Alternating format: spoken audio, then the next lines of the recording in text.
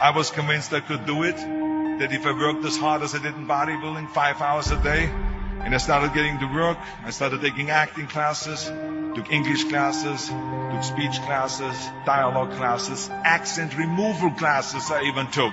I remember running around, a fine wine grows in a vine. You see, because Germans had difficulties with the F and the W and the V. So a fine wine grows in a vine. I know what some of you now say is, I hope that Arnold got his money back. But let me tell you something. I had a good time doing those things and it really helped me. And finally I broke through. And I started getting the first parts in TV, Streets of San Francisco. Lucille Ball hired me. I made Pumping Iron, Stay Hungry. And then I got the big break in Conan the Barbarian. And there the director said, if we wouldn't have Schwarzenegger, we would have to build one. Now think about that. And then when I did Terminator, I'll be back.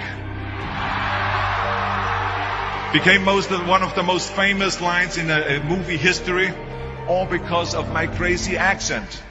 Now think about it, the things that the agent said will be totally a detriment and will be impossible for me to get a job, all of a sudden became an asset for me. All of those things, my accent, my body and everything. So it just shows you never listen that you can't do something.